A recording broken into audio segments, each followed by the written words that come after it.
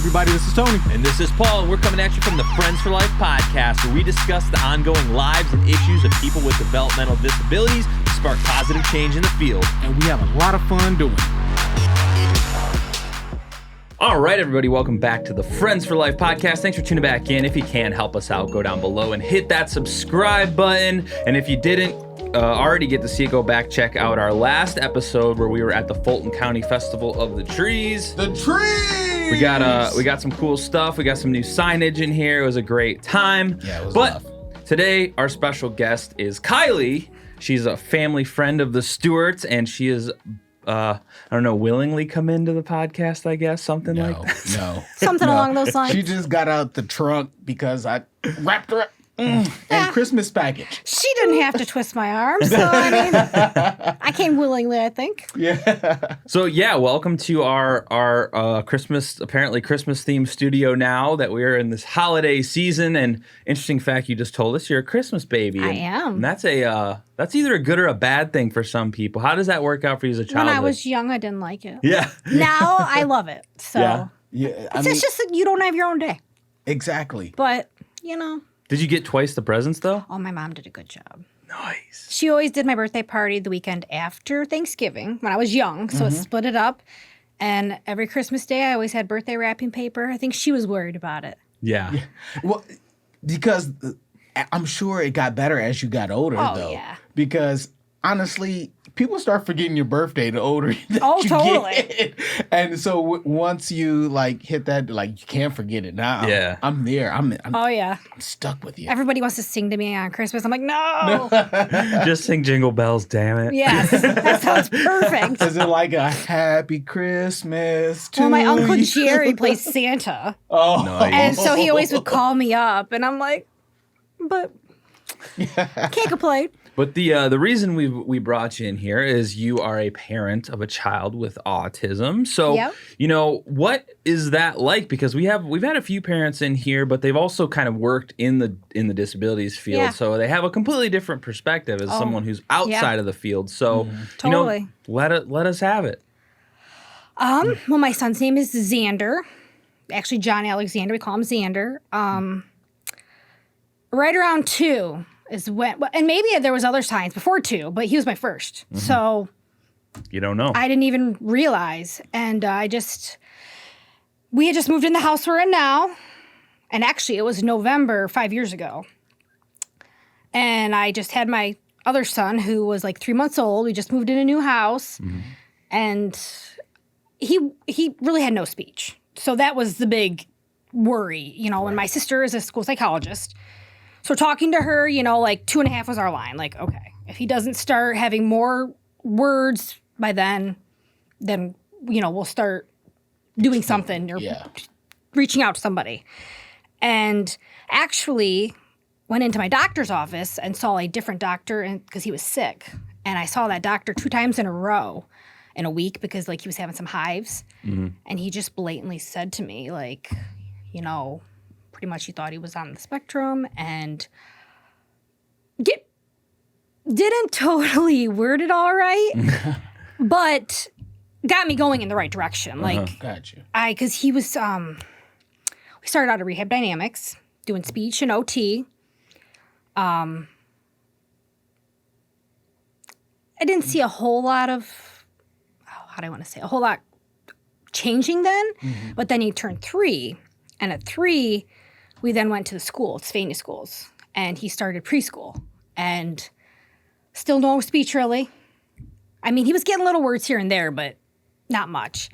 Not able to form a sentence. Yeah. Oh, or no, anything. not at all. No. He could show me what he wanted. He could take me, that kind of thing. And I think he understood, but, some of the, the eye contact was a big thing. He could just tune you out at that time. And, that was kind of scary. It's scary not knowing. Right.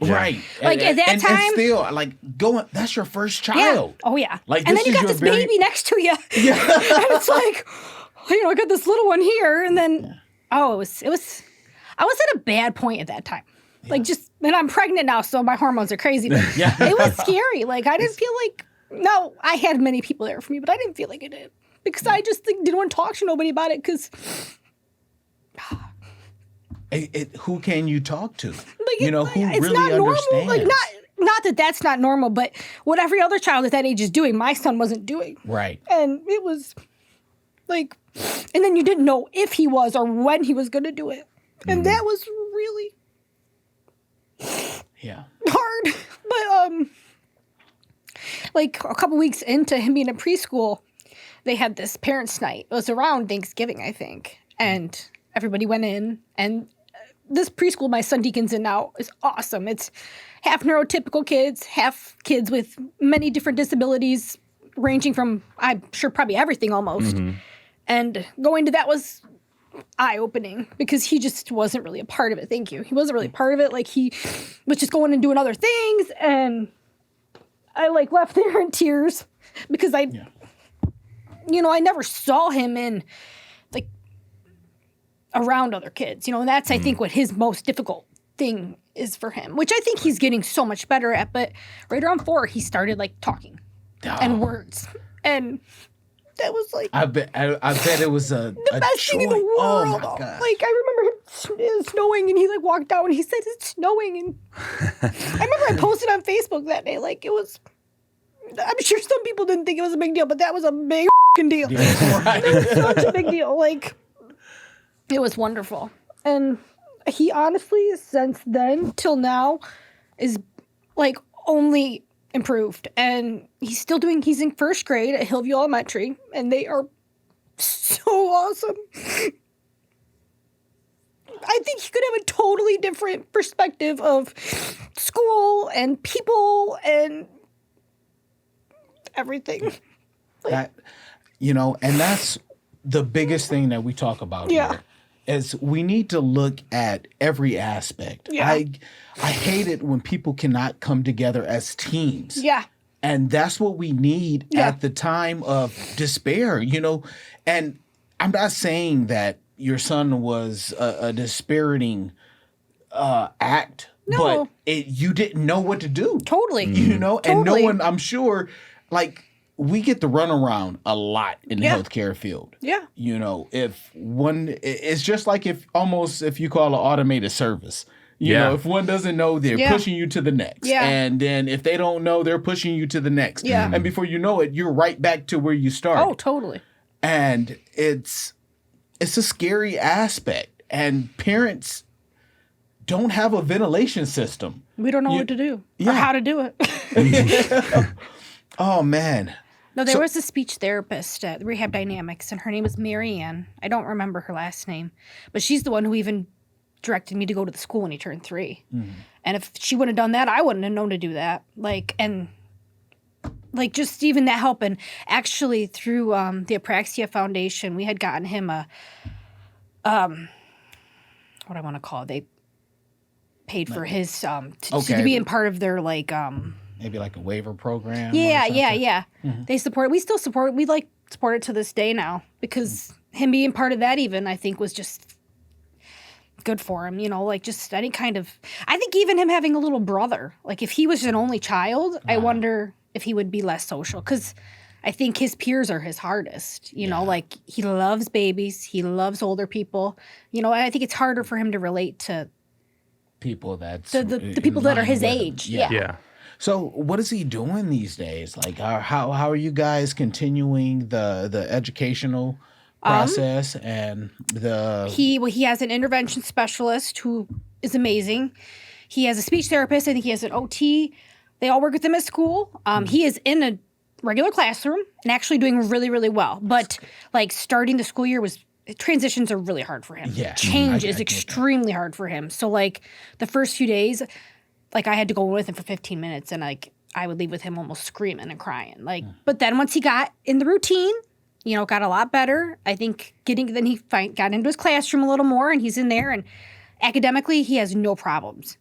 He's like a math wizard. He's doing multiplication. Nice. He's way, I think, past all that. He's reading. I think writing, there's still a little bit of work. Okay. But academically, he's where he should be. And above it, I think a little bit, math-wise, he's way past where but future accountant. Yeah. I would say. Well, his dad's an engineer, so Look. he could be an engineer. Who knows? Heck yeah. But he's a detail guy. He notices details. He is the sweetest boy in the world. And like I don't not want him to be autistic or have autism. The things that are hard for him, I would like to help him with it. And, like, help him not have to deal with that and have to worry about things. You know, he has some anxiety, I think, and, you know, like, he has an overreaction. Like, his brother will pick at him, and, you know, it's always a little more than it should be, and I think that just fuels the fire. But, you know, like, he's a great kid. If there was an opportunity that I don't want to say that like you would change who he was. Yeah. But what is the hope? What is the dream? Like because we all think of our children as having this special reality. Yeah. You know, that sometimes we have to come to conclusions with. Like your son might end up marrying a guy. Your daughter might end up marrying a woman or something to that extent. If you could like push him towards anything specific for his quote unquote safety, because I think that's what most parents do. Yeah. We try to put our kids in a element of safety. Yeah. What would you want that to be? I mean, he could want to live with us forever. I think I see him being able to live on his own, you know, all that. But he's 7, so I mean, like, I don't know, but you know, he's very attached to me. Like, I think sometimes with autism, they say you have a person. I feel like I'm probably his person. Like, he loves my husband, and he, you know, loves our family. Don't get me wrong, but like, he's very, like, very just a connected to me. I think. Yeah. I mean, I feel like I don't know, but I mean, I just want him to have a normal life. I just want him to, you know, marry who he wants to marry. I want him to have a job, you know, like I just want him to be happy. I mean, honestly, like I want him to hopefully be able to be self-sufficient. And now if he can or can't, we don't know. But I mean, I think he's here for a reason, and I really think he's a very, very smart boy who sees things in a totally different way than anybody. Oh, man, you're getting me. I'm sorry. Weepy over No, here. I think it's honestly changed me as a person. Like, I look at things so different than I ever did before. And I think it's actually good. Like, even though it was hard. I'll tell you this. Going back, I mean, when you and I first met, you introduced... I mean, we were young. We're getting into it. I was a wild child. Yeah. I mean, she brought my wife to places that I wouldn't suggest anyone take their kids to this day. And I pushed the limits. I mean, we had some awesome didn't get in times. too much trouble. Well, tell me this. What's a daily... What's your schedule? Because you have to be on a schedule. Yeah, from what it sounds like. He is. So I was taking him to school and picking him up from school because I didn't want him to ride the bus because I was worried. He doesn't have to wear the headphones all the time, but he's very sensitive to noise. Gotcha. So I didn't want him on a bus because I didn't want to set him up for a bad day. Like, I don't want him to get mad and then go to school and just throw off the day.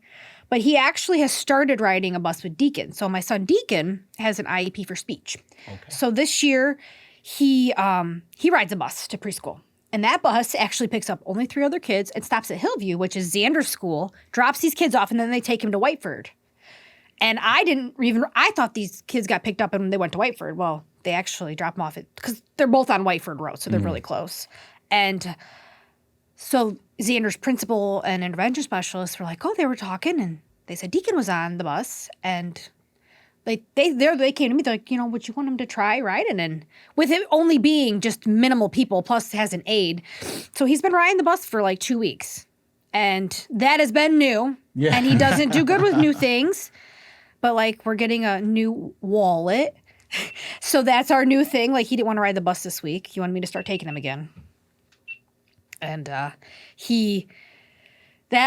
is a new thing. We'll see how we do. I might have to start taking him again. But getting him to school, he we get ready every morning. We brush our teeth. We eat. He always has Pop-Tarts. Now they're Pop Farts. We like farts on this show. Yes. Yeah, I think you're finally the first guest to bring up farts before Tony did. So. It's a boy thing. I mean, I'm very used to it, and everybody laughs about it, so it makes it fun.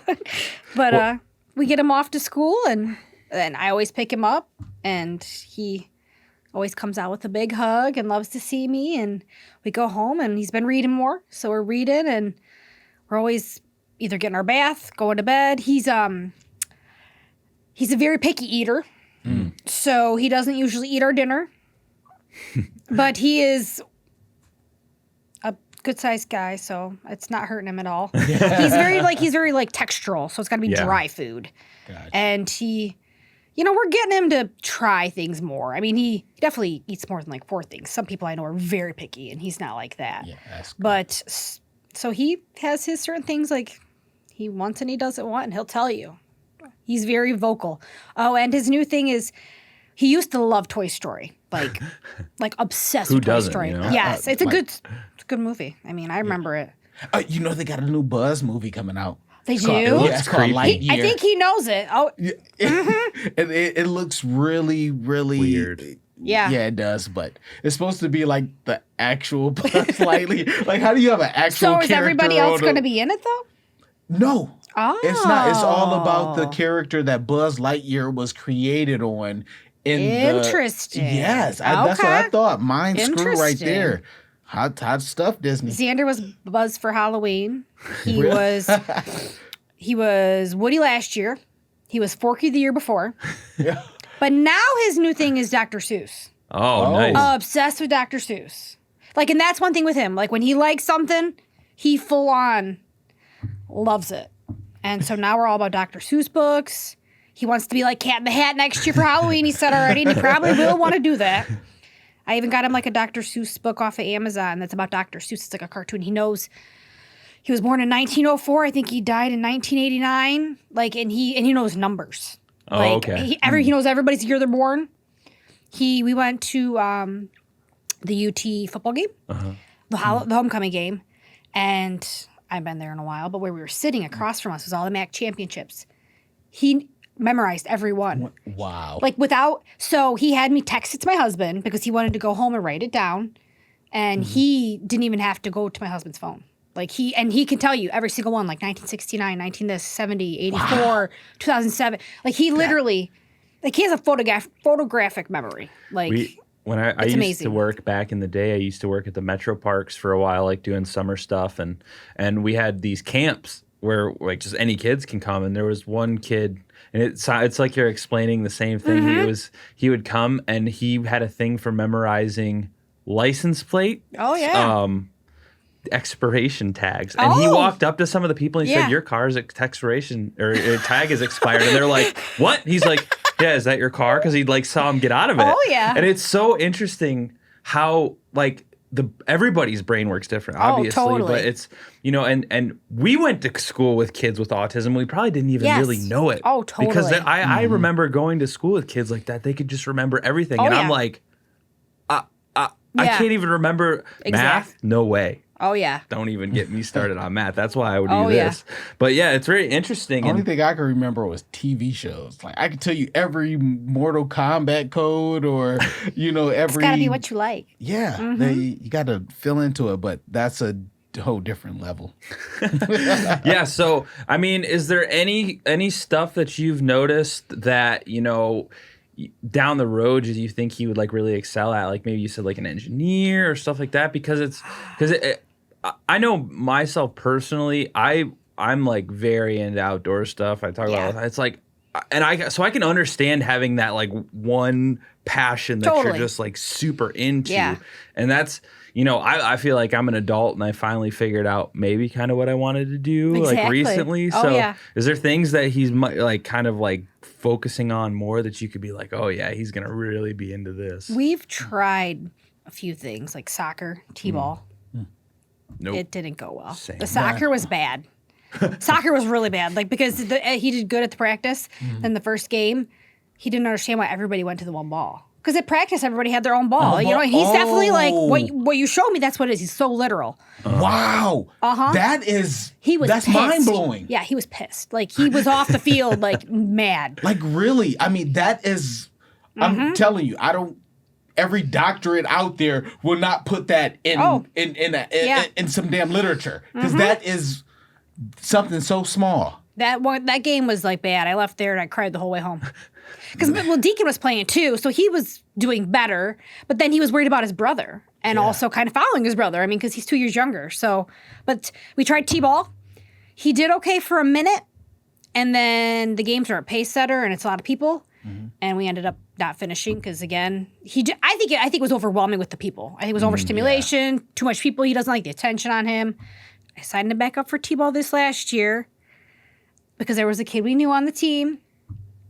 We didn't even do the first game. He wouldn't put the mitt on. He wouldn't sit down.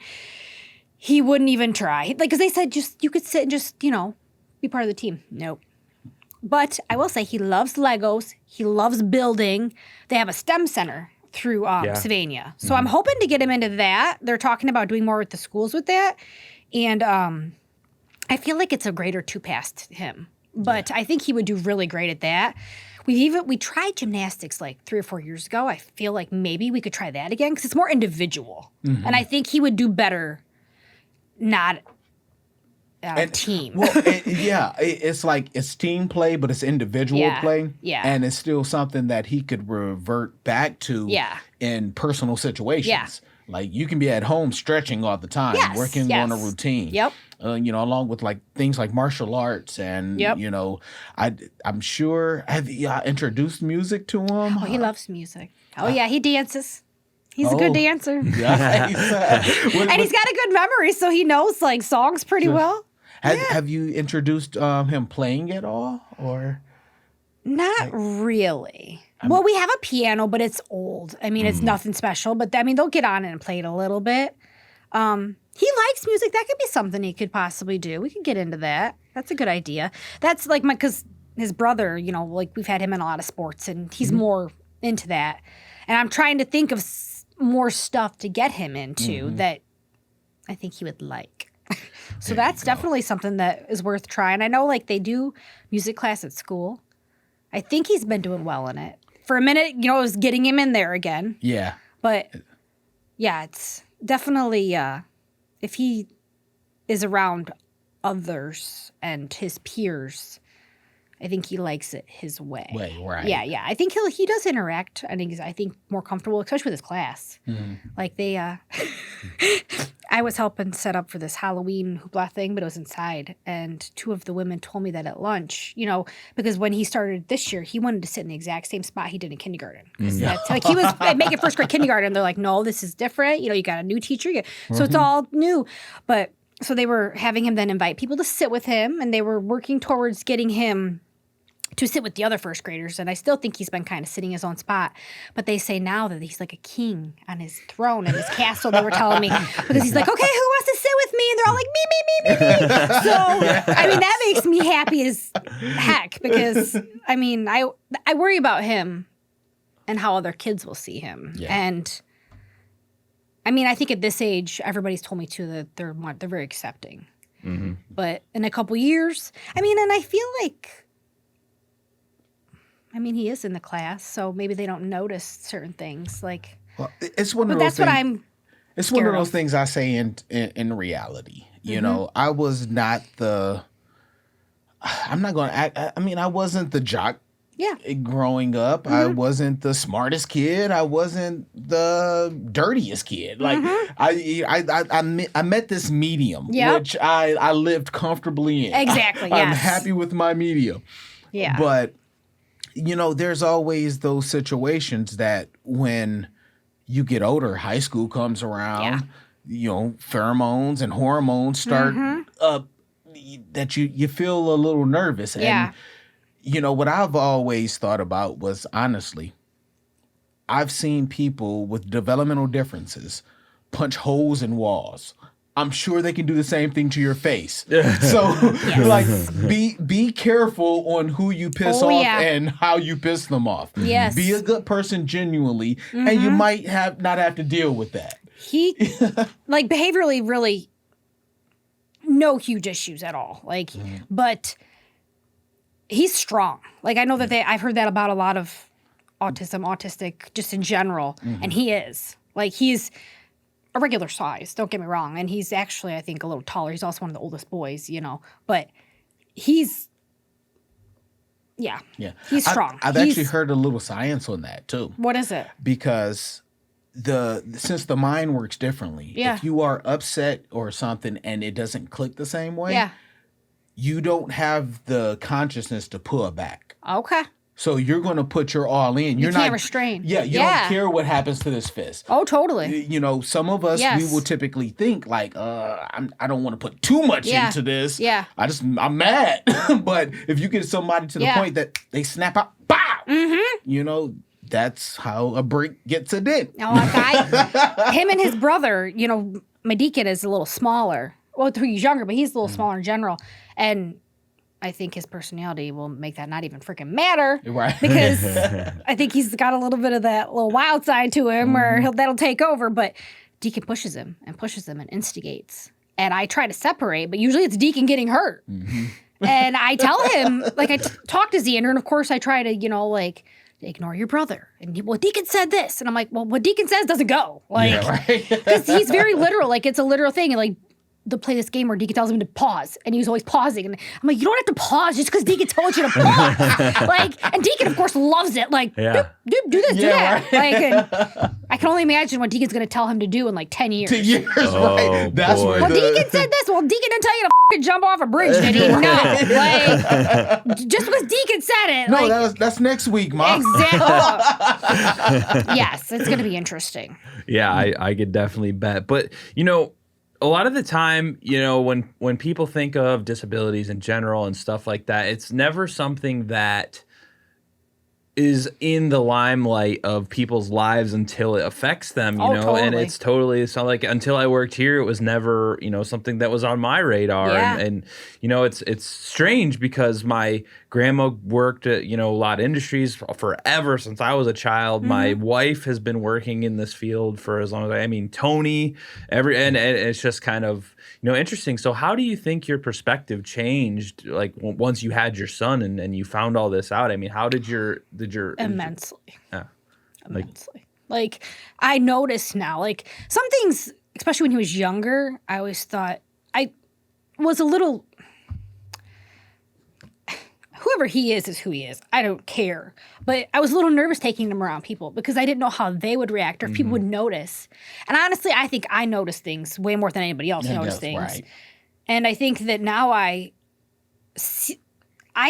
can tell when a kid is similar to him. You know what I mean? I can just kind of, and if it's different or, there's so many different, the spectrum is so big, whatever, but I notice it now.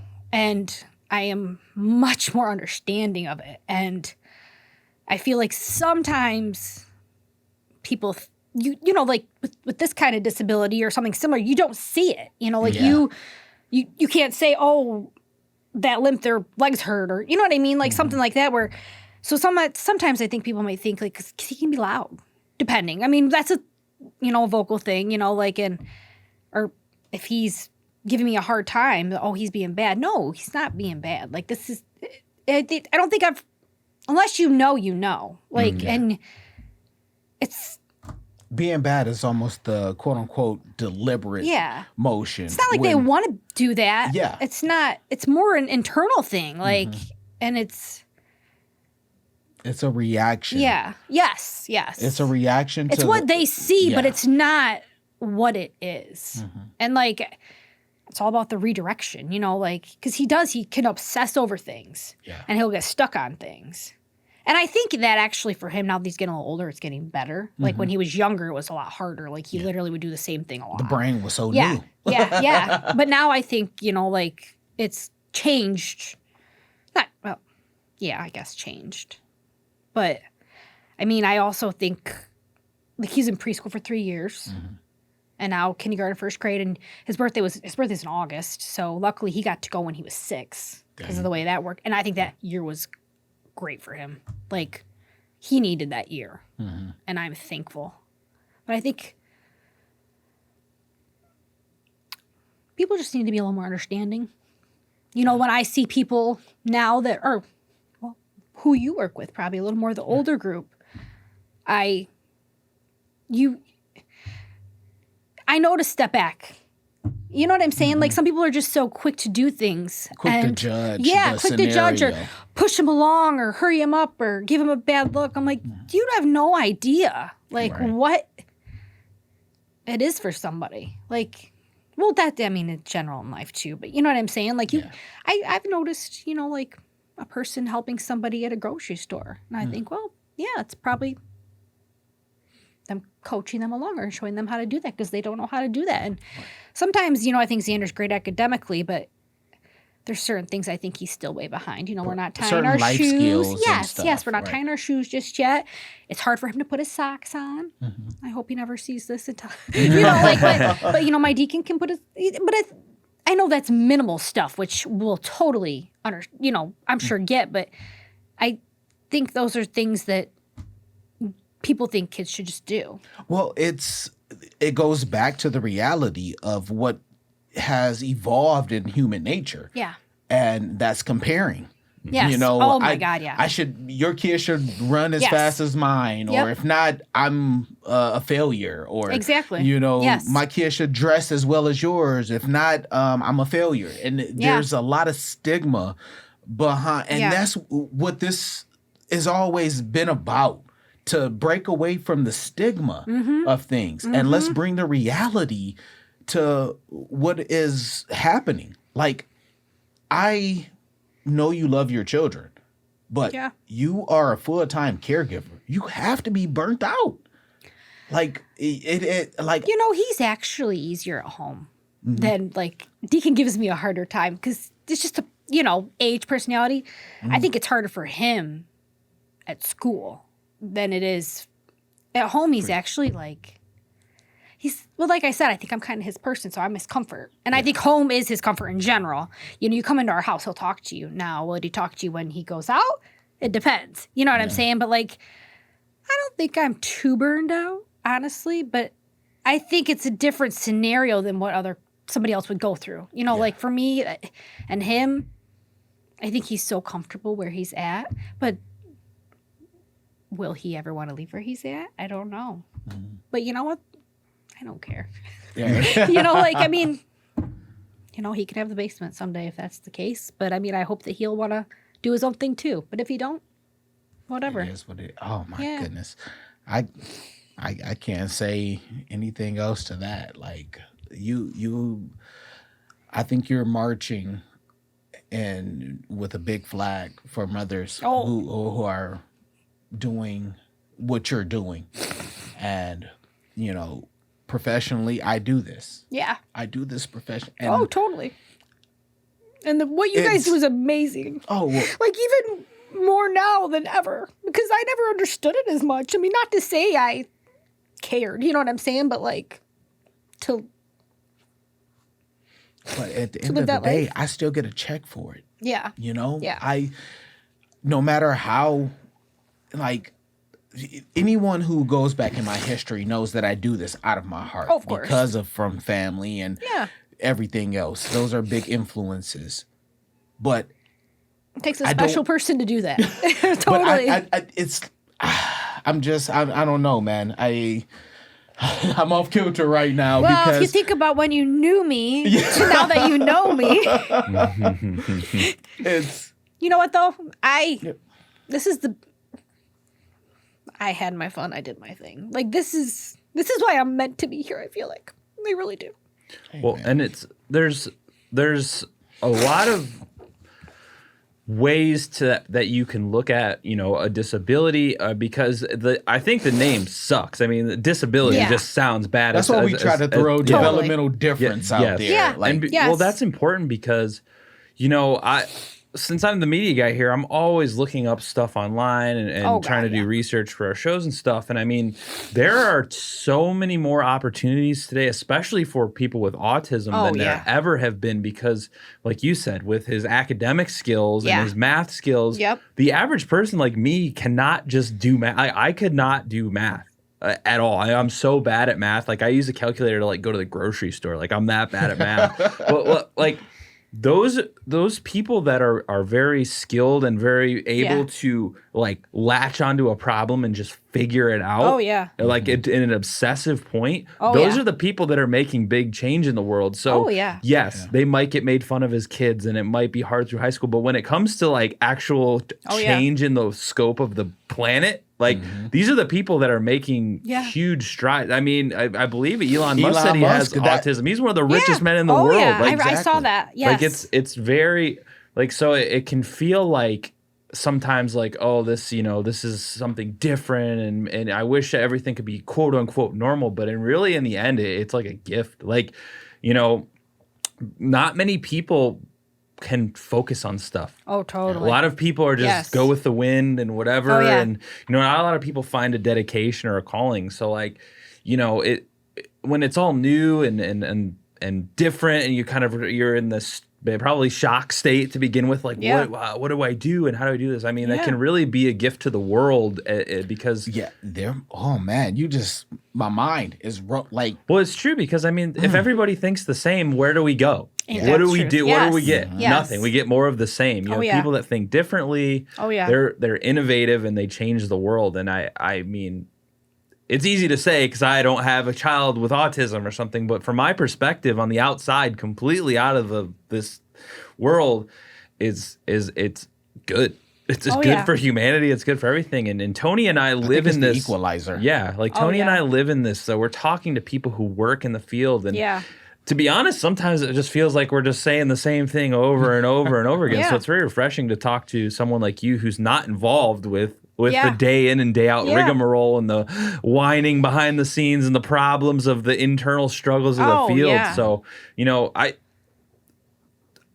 it's a good thing in the end, really. It's good to be different. So, I agree. But I think when I was younger, you always wanted to be like somebody else, or you always wanted to all be one thing. And now I totally understand why we shouldn't be. Yeah. Why it's good to be different. It's good to have different ideas. It's good to, I mean, I think a few people who have met Xander, like I think made them think differently, you know, like, and I love hearing that. Like, it's the best thing in the world. Like, it really is. That's awesome. But so I think wow, that's a lot to take in a thing, but I think Tony has a little game he wants to play. Yeah. Oh. Even though this was a nice conversation, we are not going to leave without doing rapid fire. Okay, rapid fire is a part of our show in which I give you 3 questions in which you have to answer rapidly. Okay. They are I hope I give you decent answers. Yeah, we'll see if I give you decent questions. That's always the test. All right. They are set up in a would you rather, so you have to get it quick as that. All right. Would you rather be stuck in the bathroom with all your kids during diarrhea or in a bedroom with them vomiting? Bedroom with them vomiting. Yeah. That was quick. Yeah, but oh man, I got to go back to that one. Okay. Would you rather eat a live 6-inch centipede or a nest of spider eggs? Centipede. Yeah. Whoa. I don't know why. Hey, you answered it quick. That's all that matters. I think centipedes are poisonous. Oh. Really? See, this is what research is for. All right. Would you rather have your son try drums out as a new instrument or the guitar? Guitar. Good answer. Yeah. I'm about to say, because guess what? I got some drums in the back you can have right now. Well, you did good, Kylie. We've had some, people can go back and see some of our extra clips and stuff of rapid fire, but some of them weren't very rapid. No. We'll say that. Yeah, we'll say that much. Like, they sat on it too long? But no, let's go back to the first one, though. Why the vomiting? Like, I would do the bathroom because at least you could flush it, maybe a vent. I don't know. I think it's like, I'd rather have them in diapers. Like, I'd rather wipe the ass than, like, wipe the bathroom down. I don't know. Yeah, because if you got multiples going, like, everybody can't go at once. Oh, okay. And if you got to touch it, I'd rather touch vomit than shit. Yeah. Like, I don't imagine wanna- if they're all in the toilet too. Oh, Well, that makes me think of Bridesmaids, where they're like sitting on the sink, shitting and shitting. Yeah, like no. Wait, what? The Bridesmaids movie. Oh, I never saw Paul it. doesn't watch It's movies. funny. It's a girl show, probably. I guess. Yeah, I've it's watched it it's once. I funny. was like, what It's kind of very weddings funny. have you been to? She was a That's more of a vomiting thing, then. If you want to get on that, especially Put me. my hair back. Put Yeah. my hair back. That's Oh, yeah. nasty. But yeah, I think we're getting ready to wrap it up, and I want to thank you Yes. so much for coming in and Thank you. sharing your stories Thank with you. us. And Sorry, I'm crying on you. oh, that's okay. I mean, no, that's tears what are all right. that's what it's all about. We want real story. We don't Hey. want just made up stuff. And Totally. we talk about the same stuff all the time. So is there any closing remarks that you want the world to know, about anything? It doesn't have to be about. I think people should just ask more, and I think it helps to understand. And